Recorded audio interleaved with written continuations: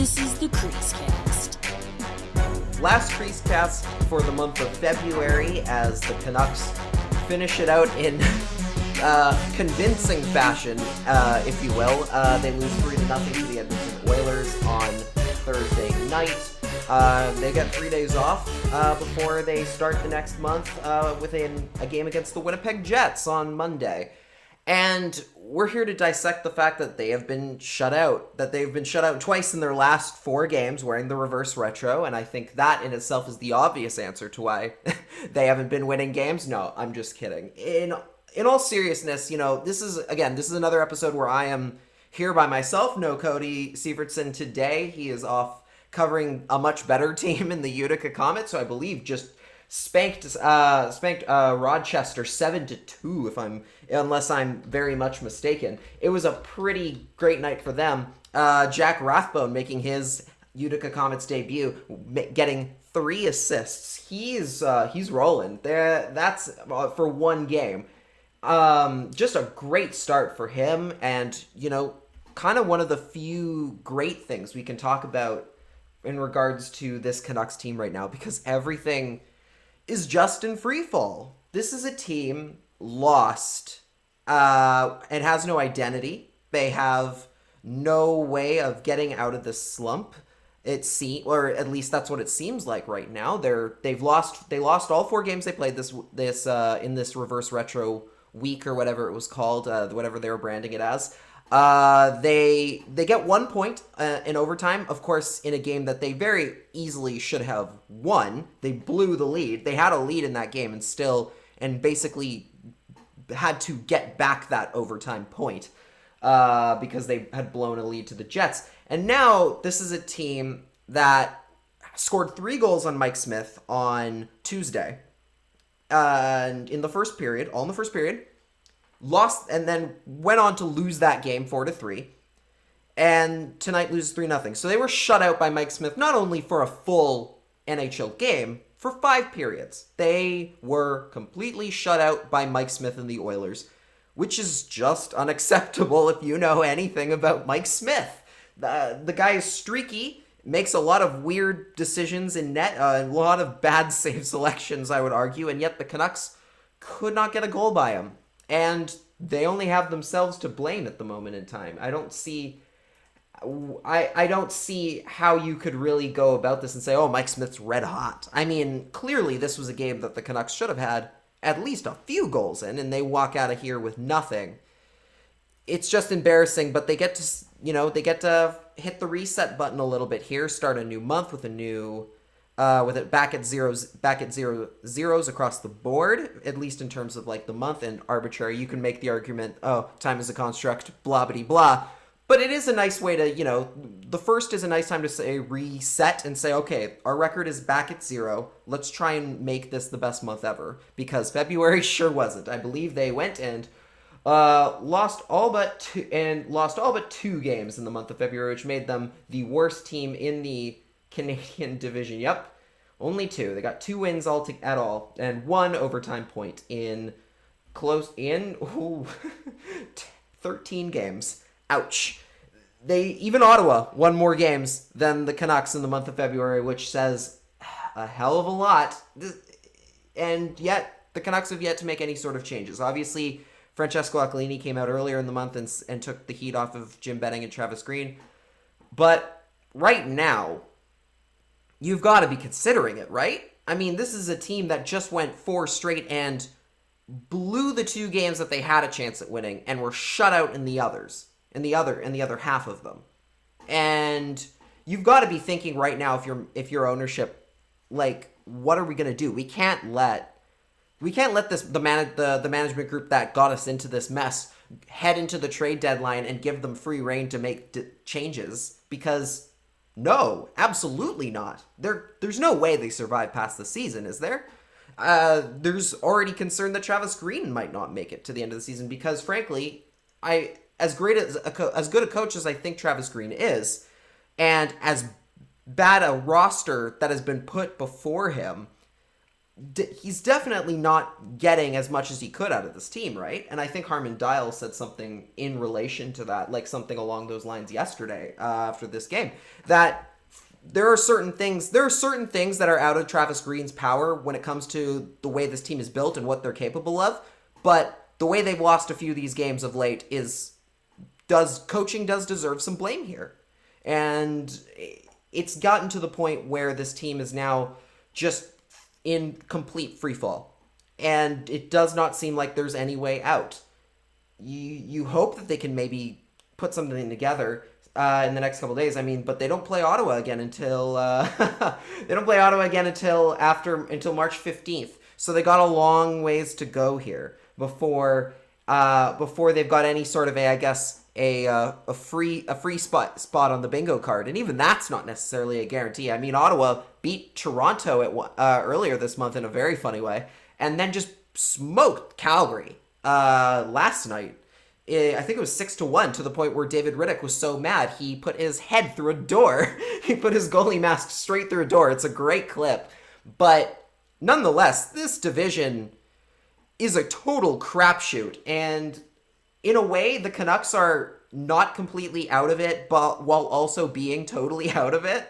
I could absolutely see them just going on a bit of a quick run here that suddenly puts them within the top four, because that's just how bad this division is when it comes to every team except for Toronto and, well, maybe Edmonton. You might have to throw Edmonton into they're pretty decent now mix, because I mean they looked human in these last couple games, especially Connor McDavid, who frankly wasn't all that great. He was just okay. He came out of it, I think, with 2 goals, but he didn't look like he was just dominating. He wasn't dominating control of the game at any stretch during this 2-game set. He very much looked like a much more just run-of-the-mill guy out there.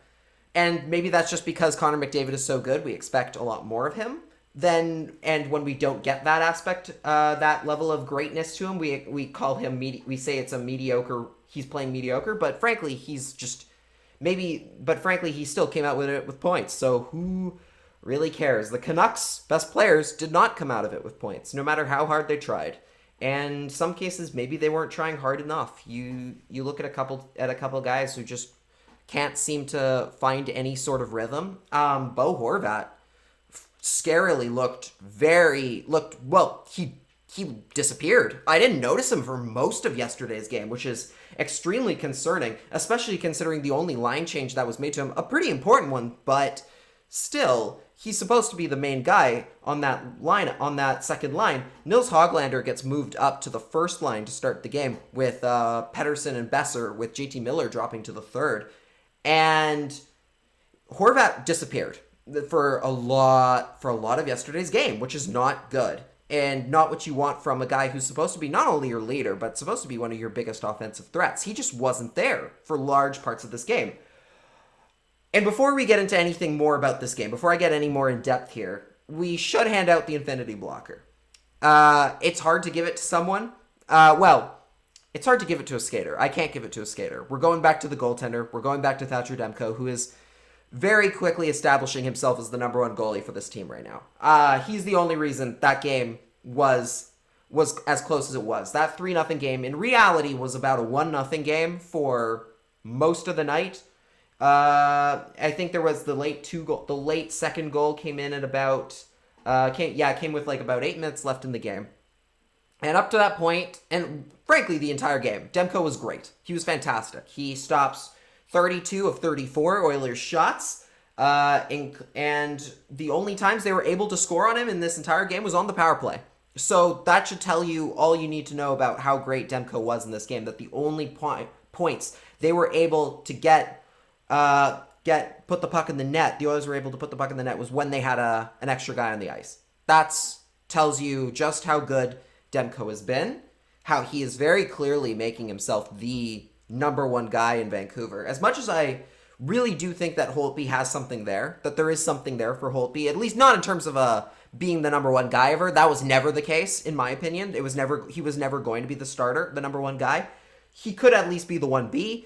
He's been struggling. If I remember the Thomas Drance quote from the last episode, it was something along the lines of his quality of starts have not been good. He has let in more goals than expected in 6 of 10 or something, and that's not great. But Thatcher Demko has been very, very good. And I really don't want to hear anybody complain about the goaltending for the rest of the year, even if Holtby's in net, because frankly, they're getting no help. They're getting 0 run support. This is the kind of play that should be getting more attention from the rest of the league than it is, frankly, just because they're not playing on a very good team. Demko has been lights out of late. And again, I'll reiterate it again. It's time to retire the bubble Holtby, the bubble Demko or Vegas Demko monikers. It's time to retire those. This is Thatcher Demko. This is what you're getting. He made a tremendous stop right in close on Leon Draisaitl in the first period that kept it scoreless. Just a beautiful save. Stretches out quickly, reacts to the sudden change of the puck and move of direction of the puck. Just a quick little readjustment, puts his pad in front of Draisaitl. Even as Draisaitl gets some lift on it, he's able to get across and make the save and cover and control that side of the net as they try and go for a rebound. He looked crisp.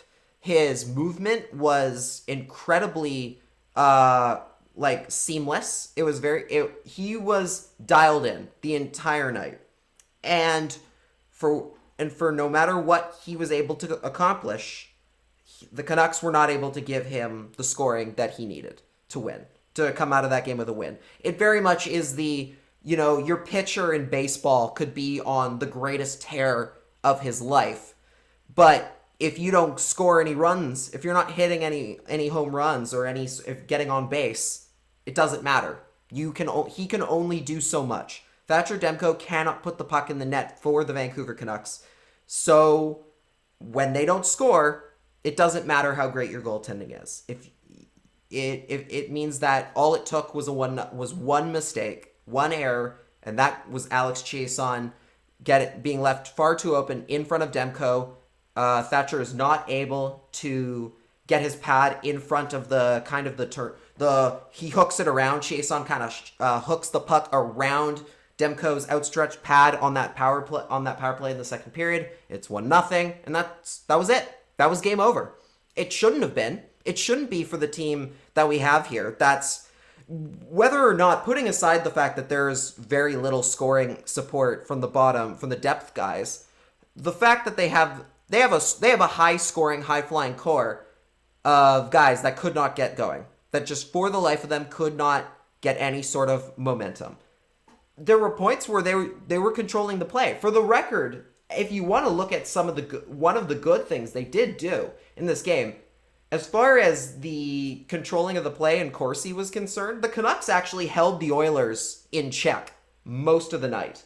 They were pretty good in that regard overall, but they couldn't score.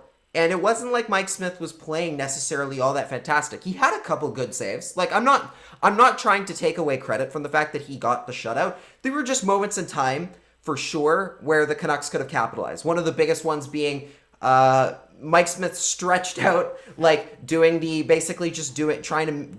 his best impression of a wall while the puck literally sits behind him. It's on the goal line, just an inch of it is sitting on the red line in the net. The rest of it is in the goal. It's in the net, but it has to fully cross the line, right? And not one Canuck was able to poke that rebound in, even though it's literally just sitting there. I don't remember whether or not they got a short whistle or anything, but I'm pretty sure that puck was live, and they didn't touch it. No Canuck was there to just go, oh, hey, look, that puck is sitting right there. He's not covering any of it. Goalie's not covering any of it, and just give it a little tap into the net. Very easily, that could have been a tying goal, but no one was there to poke at that puck. There was the other one where Mike Smith got his lines crossed behind the net, and the play goes out to Jake Virtanen, and he kind of just quickly whips a shot on goal without really thinking about it. And Darnell Nurse just blocks it in front while Mike Smith tries to do I'm just going to put my, basically do my best impression of human scissors as I try and get my pads out in front of this. But Nurse blocks it. If Virtanen had the space to very well go, oh, look, they're completely not prepared for this. They're going to make a really quick, irrational decision. I'm just going to hold it for a second. I have the time and space to move a couple inches to my right and then take the shot. But instead, he just kind of goes and panics and shoots right away, and it gets immediately blocked and put into the corner. There were so many parts of this game where the Canucks were just their own worst enemy, and they have been for this entire stretch. This entire season, frankly, has been a case of the Canucks just shooting themselves in the foot over and over again. And not only are you not going to win a lot of hockey games that way, you're also going to undo a lot of your momentum and a lot of the positive thoughts within your locker room. It's going to really weigh on you quickly. It eats at you when you're creating your own mistakes and you're seeing it result in pucks going in and costing you victories and points and valuable points. I mean, the Canucks are, I believe, third last in the entire league in points percentage right now. Yep, they sure are. Only Detroit and Ottawa are behind them. Two teams who are expected to be bad and yet also are only either in Ottawa's case have the same amount of wins, or in Detroit's case are only one win behind, and they have both played 2 less games than the Canucks. So things aren't good. I don't think I need to tell you that. You already know that. You're smart people. You listen to this show. You're clearly smart people, even though you're listening while my co-host isn't here.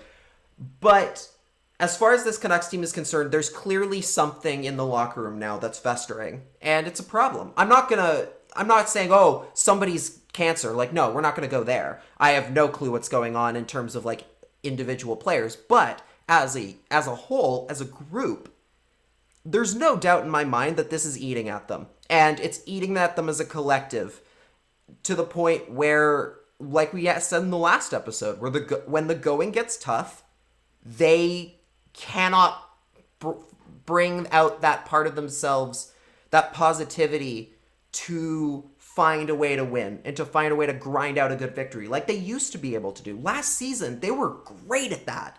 They were great at being able to, not only when they carried a lead and say gave up a late goal, were they able to hang on, but also in games where they were down, going it late in the third period by a goal or two, they found some incredible ways to win down the stretch last season. And that part of their game has just gone, disappeared. It's completely not there anymore. And we can point out the players that have gone. We can point out all of the missed contracts, all of the cap problems, what have you. But no matter how many players left, most of them are still here. And that majority of players has completely lost the identity that made them so successful last year. And the worry now becomes whether or not they can get it back. You hope that they can with the right pieces around them. The confidence comes back. The belief in the system comes back. The belief in the franchise, for that matter, because they're not happy with management. That's been made very, very clear that they're not happy with the way management has handled the offseason. They need to find that identity again. It might be a completely different one than the one we saw last year. In fact, I kind of hope it is, because they weren't that good of a team last year. Not to take away from their accomplishments, they played above their heads. They weren't supposed to be as good and as successful as they were last year, especially when it came to the playoffs. But they did. They overachieved, right? This year's team is definitely underachieving. But that's also partially by flawed design. That has a lot to do with the way that the team handled constructing this roster coming into the year, and who they let go and who they decided to hang on to. And now you're facing a situation where you're going into March. Holy cow, right? First of all, like, it's this season, for what it's worth, and I've said it before, this season, as bad as it is, thank God it's kind of flying by. This season would, if this were a normal year, we'd be just dragging right now. Like, the Canucks are 24 games into the season. That's a little bit over a quarter of the way through a normal year. A little bit over a quarter. So, right now we're creeping up on the halfway point of this season. So, we're lucky that it's not as bad as it is. It could be a lot worse as far as how this season has played out. Thankfully, it's a much shorter year. And we can make the case that, if they were playing in the Pacific Division, they'd have an easier time. I mean, yes, they would be playing with Anaheim. They would be playing with LA. They would be playing with San Jose. All teams who I would argue on paper, Kings may be a little different, but at least the other two, on paper, I would argue are worse teams. Are definitely worse teams. But that hasn't stopped the Canucks from losing to a lot of teams that are arguably worse than them now. And in this division, they are just kind of floundering. They're really just floundering and hoping that maybe something goes their way. And frankly, the only way that they're winning right now is by, if they're not blowing out somebody, or if they take a lead and something goes wrong, all of a sudden the roof collapses. And that's gonna eat at you. That's gonna really hurt you long term and hurt the winning culture in that locker room. I wanted to take the time right now to shout out my former boss at Pasatopolis, Daniel Wagner, who wrote a great piece today that you should absolutely go check out in regards to everything that has come out regarding this team and what we've seen so far from them. And he wrote a scathing piece, I would say, and absolutely just a truth bomb that hurts on so many levels. And that is the fact that this team that Jim Benning has assembled very clearly resembles the very Oilers team that they just played, but not the one assembled by Ken Holland, the one assembled before it by Peter Chiarelli, that had one great playoff year and then completely was not able to do anything else thanks to bloated contracts and poor roster construction. And it's when you go down the list of all the things that are, like, all the similarities, it is carbon copy. It's crazy how identical these two situations are. The Canucks, just like the Oilers of 2017? That would have been 2017, I believe, if I've got this correct here. The Oilers, they win a playoff round against San Jose that year in their first year in Rogers Place. Their first full year with a healthy Connor McDavid. They make the playoffs. They beat the Sharks in the first round. Go on to push the Anaheim Ducks to Game 7 in Anaheim before losing, and everybody thinks, it's only upwards from here. And then immediately just the bottom fell out. They have not made the playoffs again since. That's what the Canucks are looking at right now. The amount of similarities between these two, that team and this one that we're watching right now is incredibly scary, because we've all seen, like, what's happened to the Oilers in just the way that they're constantly concerned of, oh my God, we gave Connor McDavid all this money, and now he might want to leave. Like, they might have to get rid of him because he does not want to play here anymore. That part of the equation has definitely started going away for the Oilers, for sure. Like, thankfully for their case. But for the Canucks, you're looking at a situation, the one key difference here is that Connor McDavid was signed immediately after they made the playoffs. That's the big key difference between these two. The Oilers locked up their superstar player to his big payday a year early. And the Canucks, on the other hand, still have to sign Elias Pettersson and Quinn Hughes to their extensions. They have yet to do that. And now you're going in without the hammer in terms of getting a contract done. You do not have leverage right now. The Oilers had leverage over Connor McDavid, but at the same time, they were going to write a blank check anyway, so maybe that's a little bit of an unfair comparison. But right now, wouldn't the Canucks rather have overpaid for Pettersson and Hughes, or overpaid, I should say, not actually, but don't you think they would have rather paid those two guys earlier, paid those guys at the end of last season, and then be like, you know what, we'll figure out the extension issues later. We'll figure out the problems once we get there. And started making trades that way and started carrying their business that way. They couldn't because the Hughes and Pettersson were very clearly going to go to the third year.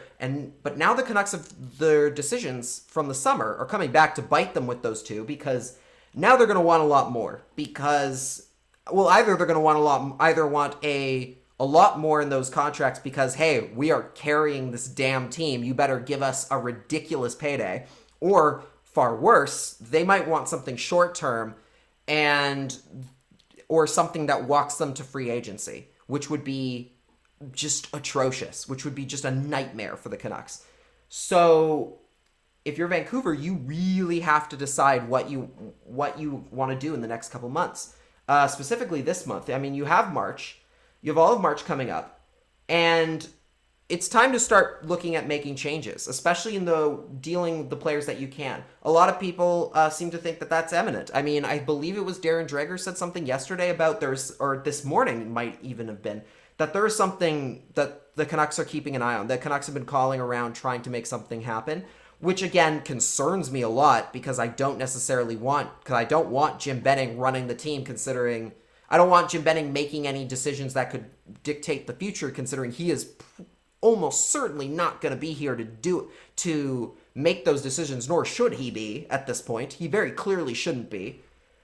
But now you're looking at a case where the Canucks might do something ridiculously drastic just to kind of make themselves to save whatever is left of this season, and try and make a change to, in Jim Benning's case, make a change to save his job, which is not what you should be doing, and not what you should be. If you're ownership, you should not be letting that happen.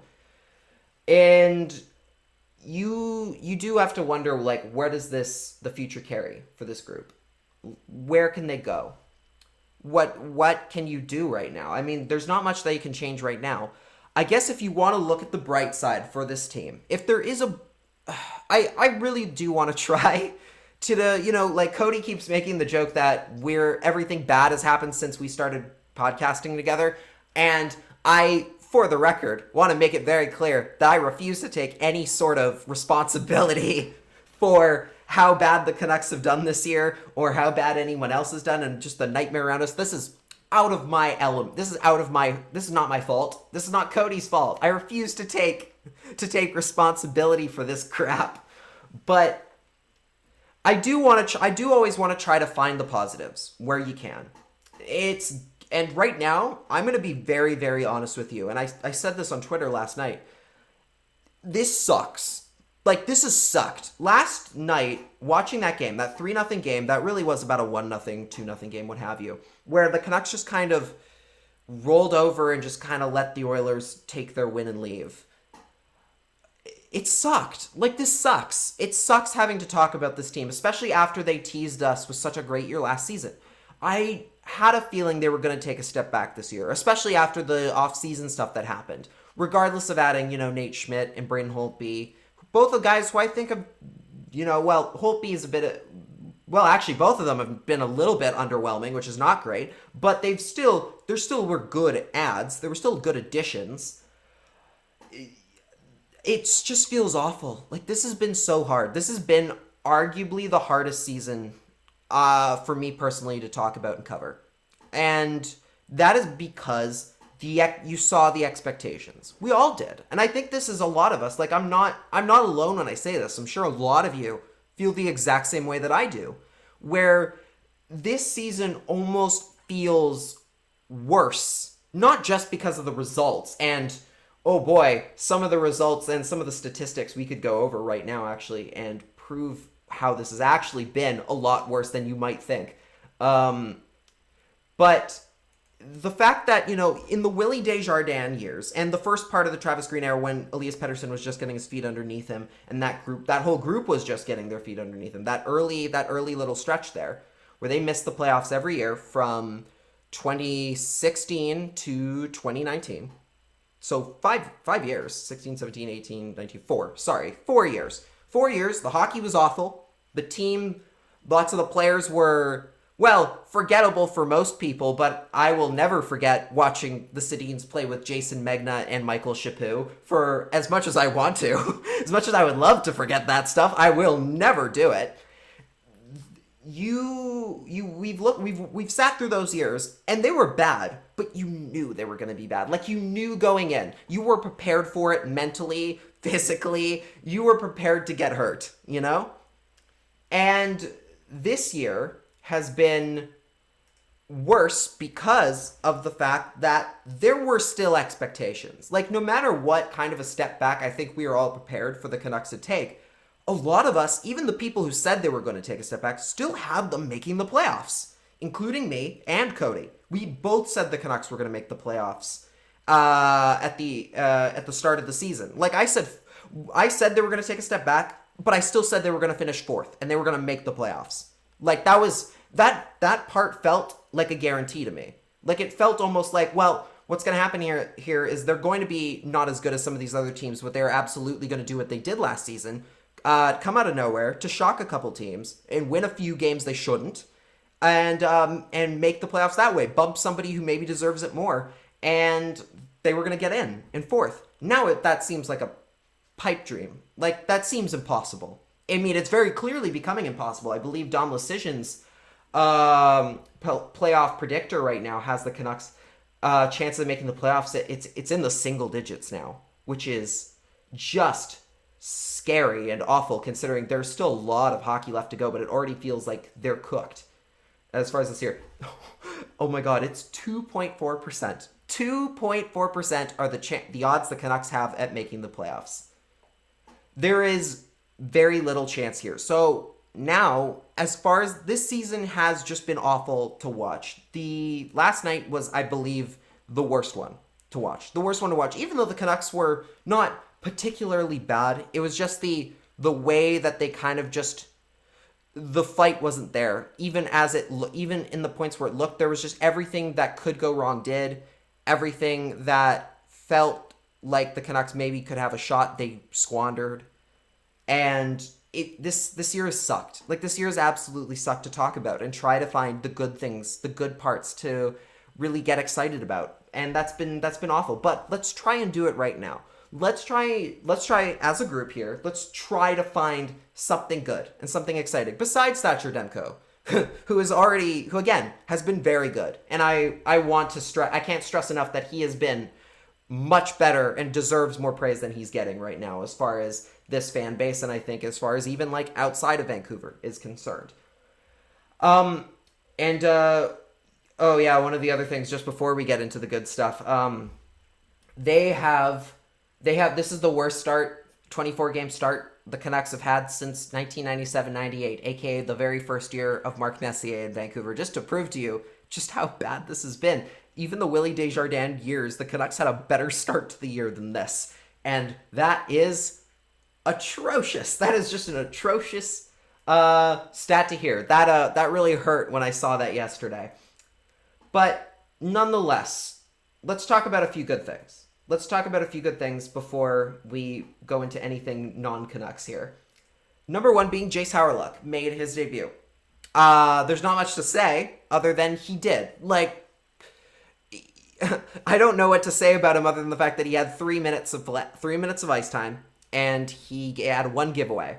That was his entire stat line. It was not exactly a blow 'em all away night. He did have one play where he looked like he was making some life miserable for Mike Smith in front of the net, I think early in the first period, but that was all he got. He was completely held on the bench for the rest of that game. But I mostly just wanted to point out the fact that, hey, he played and we hadn't seen him in a while. He got his chance, and it's good to see that he has finally gotten in the lineup, especially after the Canucks, gave up some money to get him. Not like a lot, obviously. It's less than $1 million. But, it's money that could have gone to other places and other things. So it's good to see him in the lineup. Good to see him getting his chance. Although, 3 minutes, I don't know if he's going to play much more. I would argue that might, one game might be it. That really might be it for him. We'll see how things go, especially with Zach McEwen left in the press box. I would be shocked to see him not play. I would be shocked to see Hawryluk stick in the lineup after that sort of time. Who else could I give some? Who else could we give some good vibes to?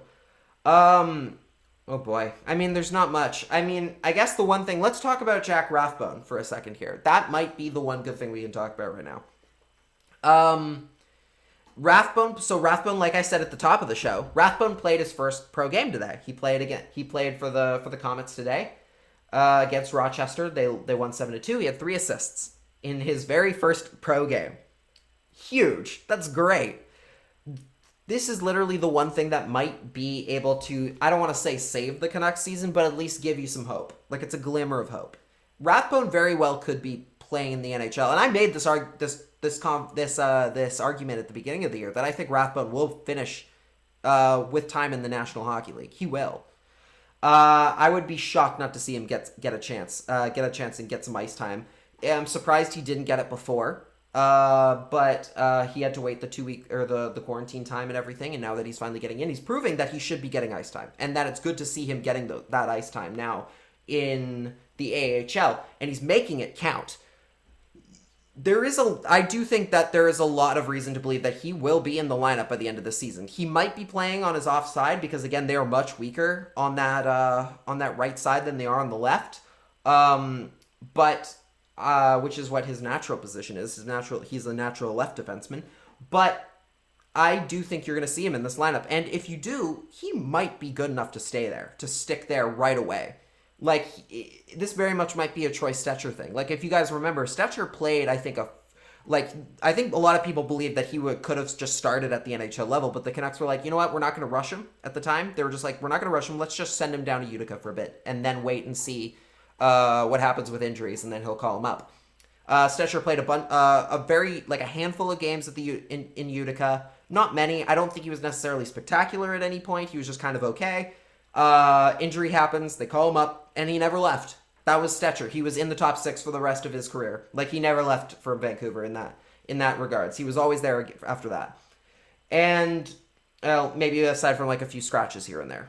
But Rathbone is going to get there before the end of the season. They'd be crazy not to, especially considering this season has gone so poorly, that you'd be crazy not to find a guy who's doing well at the AHL level and be like, okay, let's just try it here at the NHL and see what happens. Let's see if we can get something going here, get some momentum going, or at least start building towards next season and building some chemistry for the year after. Because right now, Rathbone, very early, again, smallest of sample sizes, looks like he could be more ready for pro hockey than people expected, and could be more ready to play in a Canuck uniform sooner rather than later. And hopefully when that time comes, he's given the chance. Hopefully when he's given the chance and makes it count as we go later into the year. Especially because of the fact that the Canucks, it's March. We're going into March. The trade deadline's in April. Or if I've got that correct, I always forget. I keep forgetting when that trade deadline is. That damn trade deadline. But either way, if you're in Vancouver, this is so difficult because, again, I'm saying I want the GM to not make any choices, but at the same time, you kind of still should strike while the iron's hot, especially considering not every team is a seller yet, besides like Nashville and maybe kind of Calgary right now. You should strike while the market is a lot smaller, while the put the for sale sign up early so you get those early sales, because once everybody else gets ready to start dealing at the trade deadline, your market has gone way down for any of the players the Canucks have, because they are not highly sought after. You have the only bargaining chip the Canucks have right now in terms of the trade deadline is time. They have the time to go right now and say, you know what, we're going to make moves now. Do you want this guy? While there is less available for sale. That's all they've got. That's their best bargaining tool, and they need to make the most of it right now. And some of those players that they might be able to get rid of to other cup contending teams, for example, in terms of like depth and like taxi squad guys, they might be able to make room on that blue line for Rathbone, for Jack Rathbone to come up and make his not only make his NHL debut, but stick in that main group of, or I guess it's 8 right now, isn't it? I believe they have they're carrying 2 defensemen on the scratches list right now, unless I am very much mistaken. Yes, because it's Ulevi and Chatfield. They were carrying 2 defensemen. You might be able to move some guys out on the blue line to make room for a guy like Rathbone. Maybe Travis Hamonic, who played 11 minutes, had 4 shots on goal in his first game back from injury. Maybe, and is only on a 1-year deal. Maybe you can move out somebody like, I mean, we've talked about Edler before. I don't think he's going anywhere, as much as I think it would be a smart move on the Canucks' part to trade Edler out to let him go chase a cup somewhere and recoup some assets for him. At the same time, I don't think Edler wants to go, so I think that's easier said than done. But either way, this is a team that needs to start making some changes and trying some new stuff and trying to refine that identity before it's too late. Because here's the thing, regardless of if they make trades and players and bring up younger guys, the fact of the matter is this division is so weird and stupid that they very much could sell off a bunch of players and still make the playoffs. Because even though their odds say they're low right now, I mean, like, just looking at the standings right now in the division, they're only 4 points back of Montreal. They're only 4 points back. They have, granted, the Canadiens have played 5 less games, but they're only 4 points back, which is not an insurmountable hill to climb. They could very easily make some changes that benefit the future, remove some dead cap off their books, and still maybe make the playoffs if that's what they want. Which is, I mean, I guess what everybody wants is just to see them step in the right direction. So you very well could do that. They very well could do that if they strike while they've got the open market right now, and maybe bring up a guy like Rathbone or someone else who's doing well at the Comets in Utica right now. They've got a few guys who are kind of who are doing decent things at the moment. You have to obviously worry about, consider the fact that, hey, the Seattle expansion draft's coming up, so you got to worry about that a little bit. That's going to be an important integral part of what you're doing. But I mean, you look at like guys like Jonah Gadjevich, who's got 7 points in 6 games right now. He could maybe make some noise and be worth bringing up for a stint in Vancouver, especially just to see what he's got going down the stretch. Cole Lynn's got 5 points in 6 games. We've talked about Carson Vogt on this list. He only has 3 points in 6 games, but we've talked about what he's able to accomplish and what he's brought to the table this in his first pro season. There are pieces here that could very well, come up and play some minutes in the later stages and maybe make the team a little bit better and just put them in the right and put them a little bit back on the right track and give them the kinds of the kind of hockey and the brand of hockey that they need right now, and start winning a few games, even if it is late. Because I mean, again, we've talked. I believe a couple people in the draft have talked about how this year is just a total crapshoot in terms of the draft. You don't want to tank this year. This is not a year where you necessarily want to throw the towel in and just tank for the first overall pick. Because frankly, there is not a consensus number 1 because they're all just okay. All the prospects are kind of just okay. So theoretically, you could still finish like in the low. If you finished in the lower tier, you could still end up getting about as good a player as you would maybe in the top 3. So it's not out of the realm of possibility. And I just want to see some improvements as we go into March. I mean, 2 wins isn't going to cut it. I want to see management. I want to see ownership really look at this team, take a good long look at this team, and say, is this really how we want to keep going with this season?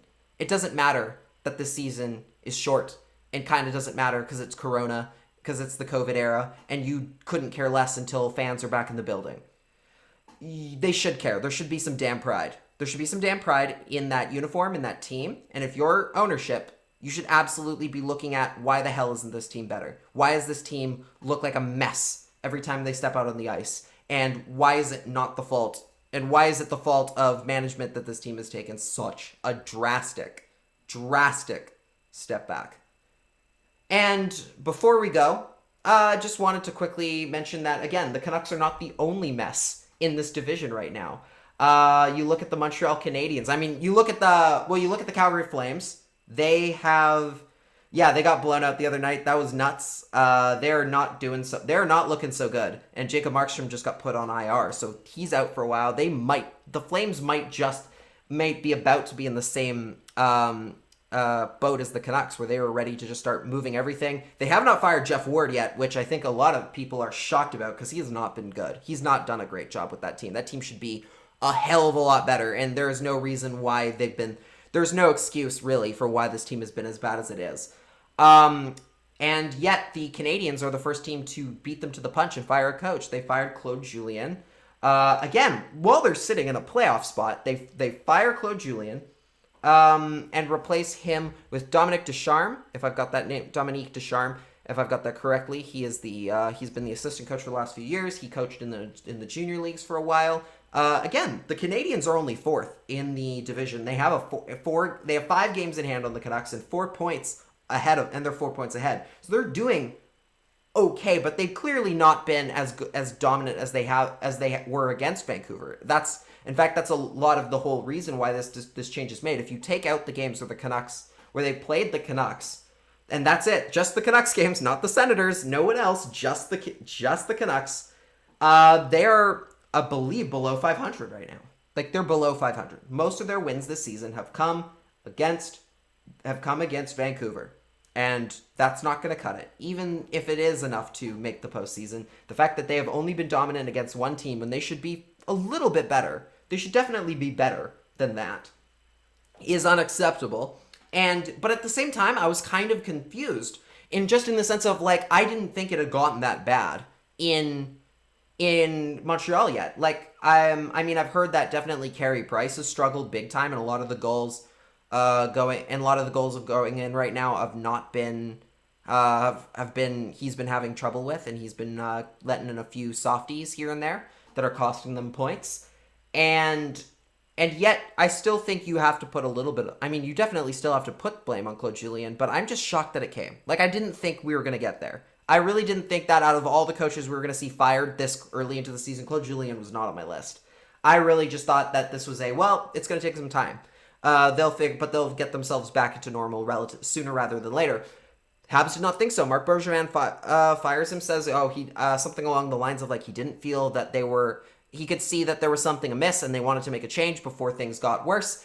And again, proving once again that, hey, Canucks, you can argue all you want about this being, you don't want to make any drastic changes.